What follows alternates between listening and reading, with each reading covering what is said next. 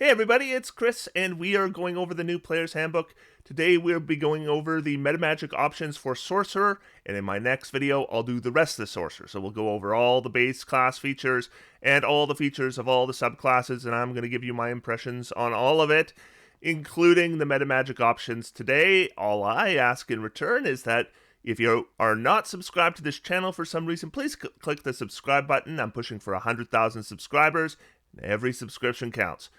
And if you would like to see more videos earlier and without YouTube ads, please consider looking at my Patreon link for $3 a month. You can see videos as I make them, and then I will not monetize them until they go public.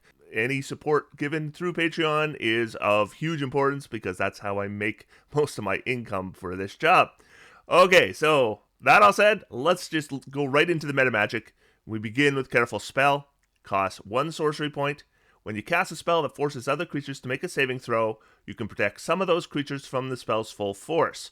To do so, spend 1 sorcery point and choose a number of those creatures up to your Charisma modifier, minimum 1 creature. A chosen creature automatically succeeds on its saving throw against a spell, and it takes no damage if it would normally take half damage on a successful save. That's the difference from the old version. The old version didn't have the you take no damage bit. So that is a huge improvement. Of course, you want to cast something like a fireball. Often you have to plan where that fireball is going to land so it doesn't hit allies, and often it hits fewer enemies because of that. However, if we can use Careful Spell, then we can plop it right where we want it to be, and we can just exclude our allies so they take no damage. Now, one thing I'll note they didn't do with Careful Spell is they didn't clarify the wording. Does this work on something like a web? Does this work on something like a cloud kill, where you are making saves later on and maybe multiple saving throws? It does say, where is it? A chosen creature automatically succeeds on its saving throw singular, implying that we're talking 1 saving throw. And I can tell you that the old Careful Spell, Jeremy Crawford did a sage advice where he said that it's intended to work on the turn you cast the spell and not subsequent turns. However, that is not clarified in the spell or in the Metamagic. So you and your table are going to have to discuss how that works in that situation. All right, that's Careful Spell. I think it is very good. Big improvement.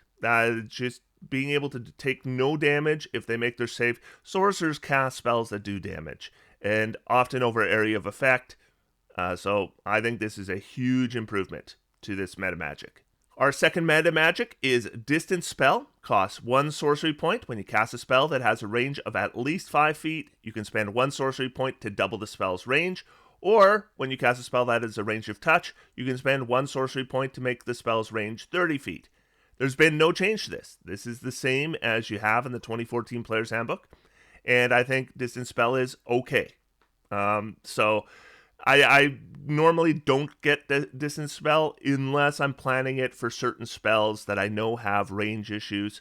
Then I might consider Distance Spell, but with most Sorcerer builds I make, I don't bother with Distance Spell. Next we have Empowered Spell. Cost is 1 sorcery point. When you roll damage for a spell, you can spend 1 sorcery point to re-roll a number of the damage dice up to your Charisma modifier, minimum of 1, and you must use the new rolls. You can use Empowered Spell even if you've already used a different Metamagic option during the casting of the spell. Meaning, so you cast your Fireball, it's going to hit some allies, so you throw a Careful Spell on there so that they are excluded. You can still empower that Fireball so that you can deal more damage. And Empowered Spell is okay.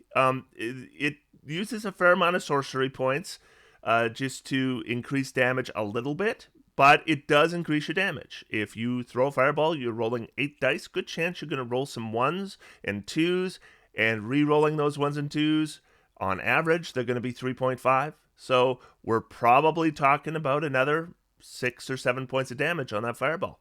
So if that's worth 1 sorcery point, that really depends on the focus of your character. If you're really focusing on those blast area of effect spells, I'd take Empowered Spell. Next, we have Extended Spell. Cost is 1 sorcery point. When you cast a spell that has a duration of 1 minute or longer, you can spend 1 sorcery point to double its duration to a maximum duration of 24 hours. If the affected spell requires concentration, you have advantage on any saving throw you make to maintain that concentration.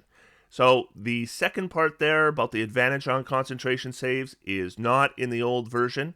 That has been added. Otherwise, it's the same. If you have a feat like Warcaster, for example, then that extra bit might not do anything for you. However, if you don't have a feat like Warcaster, Extended Spell could replace Warcaster feat, freeing up a feat for something else. Of course, you're not necessarily going to have enough sorcery points to apply them to every spell you cast or even every concentration spell you cast. But it could just, for those really important spells, give you that advantage. I think that's something I want to look more into. I really need to start playing with builds, look at sorcerers who don't take Warcaster, who have concentration spells, grab Extended Spell, and kind of see how it looks. I'm intrigued. Otherwise, for Extended Spell, what I tend to do is I'll usually take it later in the progression of my Sorcerer, because there are those high-level spells that have duration, and being able to extend them can be very nice. Next, we have Heightened Spell, and I think if there was an award for the most improved, it's got to go to Heightened Spell. Cost 2 sorcery points. When you cast a spell that forces a creature to make a saving throw, you can spend 2 sorcery points to give one target the spell disadvantage on saves, plural, against the spell. The old version cost 3 points, and it only gave disadvantage on the first saving throw. So they have intentionally made it multiple saving throws that this applies to.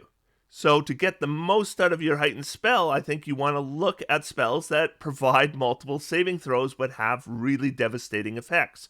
Something like a Hold Monster, I think, is the first spell that comes to my mind, though spells like Flesh to Stone also come to mind. If you are making multiple saves and I can give you a disadvantage on every single one of them, it is going to significantly increase the duration of those kinds of spells. So I think that's well worth 2 sorcery points. Heightened Spell used to be a reasonably good metamagic for high-level sorcerers. Because of the cost, it wasn't so great for lower-level sorcerers. 2 sorcery points brings that down, and the multiple saving throws being affected increases the value. I gotta think it is probably the best metamagic in my opinion. Next is Quickened Spell. This is a classic, I think. Cost is 2 sorcery points. When you cast a spell that has a casting time of an action, you can spend 2 sorcery points to change the casting time to a bonus action for this casting. You can't modify a spell in this way if you've already cast a level 1+ spell on the current turn, nor can you cast a level 1+ spell on the turn after modifying a spell this way. So the old bit didn't have that last sentence about modifying a spell this way if you've already cast a level +1 spell on the current turn, blah, blah, blah, blah, blah. That wasn't in the old version, but there was a bonus action spellcasting rule in the old version of the rules that says if you cast a bonus action spell on your turn, any other spell you cast on that turn must be a cantrip.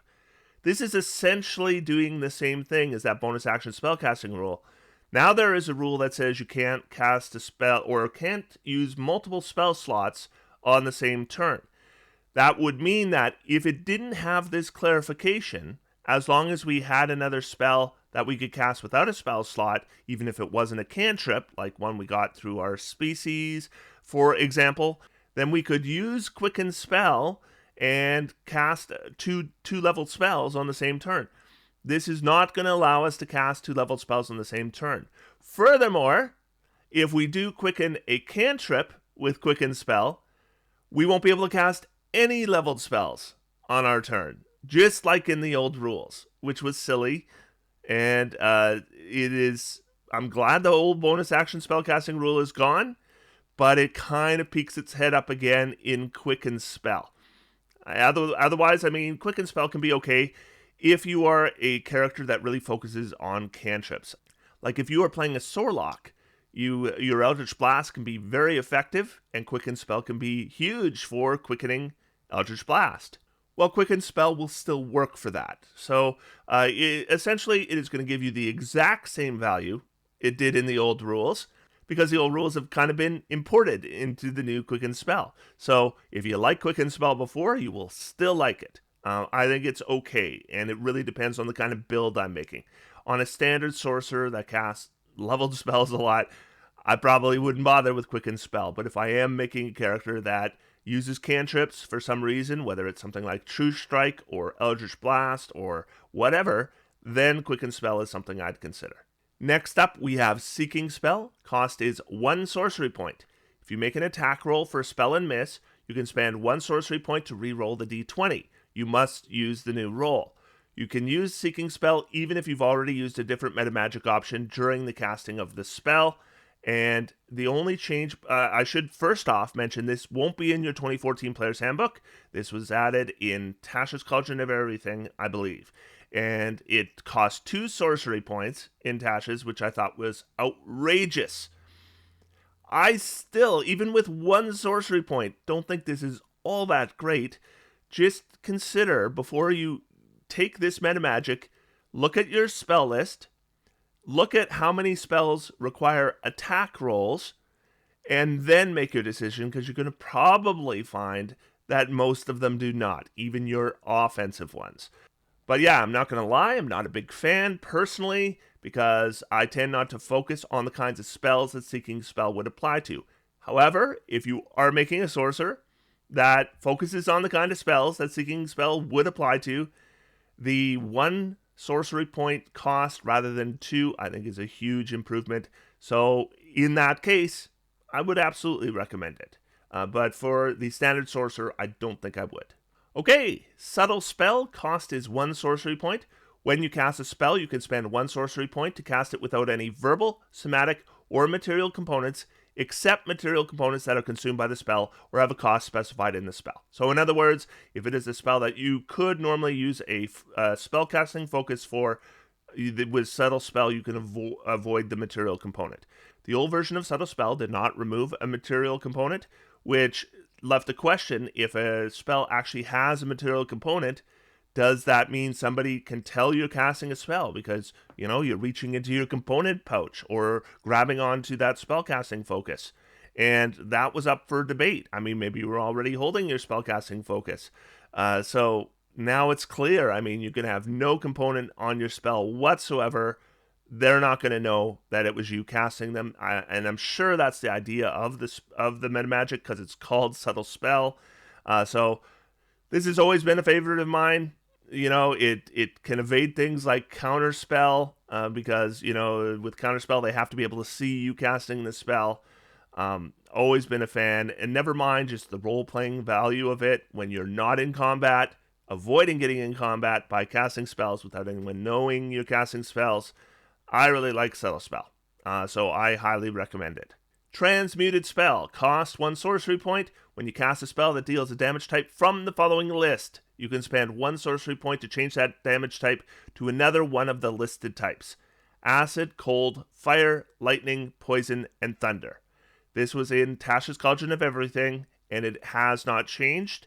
And this is going to be the Metamagic you want if you're playing, like, let's say you're playing the Draconic Sorcerer, Red Dragon. You get bonus damage to fire spells, but you want to take a spell like Cloud Kill, for example, that doesn't do fire damage.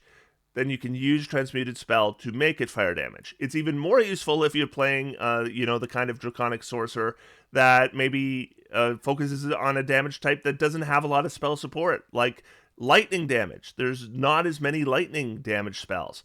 Well, now you can have your lightning-based fireball or whatever, and it can definitely increase the number of spells that apply all your subclass bonuses.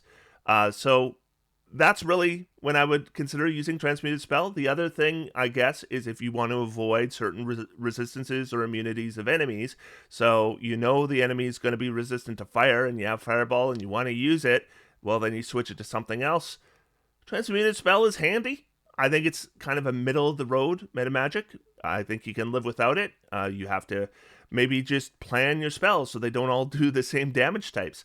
But if you take it, then you don't have to worry about that. So it's kind of a quality of life thing, and I think it's okay. And our candidate for the most changed Metamagic is Twin Spell. So cost is 1 sorcery point when you cast a spell, such as Charm Person, that can be cast with a higher level spell slot to target an additional creature. You can spend 1 sorcery point to increase the spell's effective level by 1. The old version allowed you to target 2 creatures with any spell that targets only 1 creature and doesn't have a range of self for points equal to the spell level.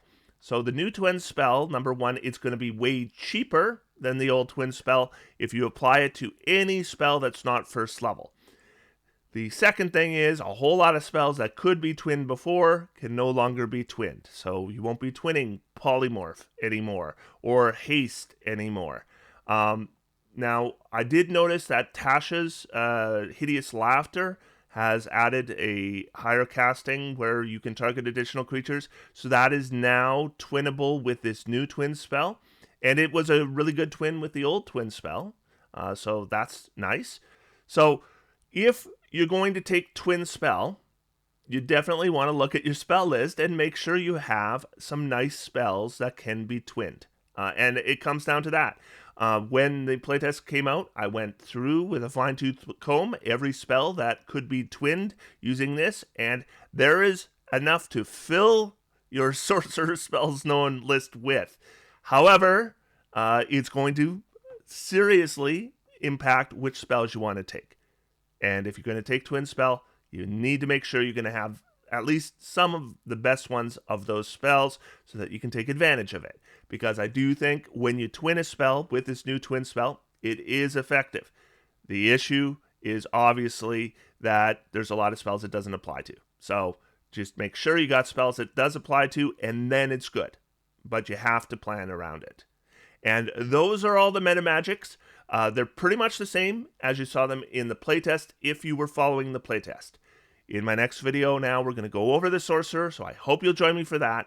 Otherwise, till next time, I am going to sit back, relax, and have some fun.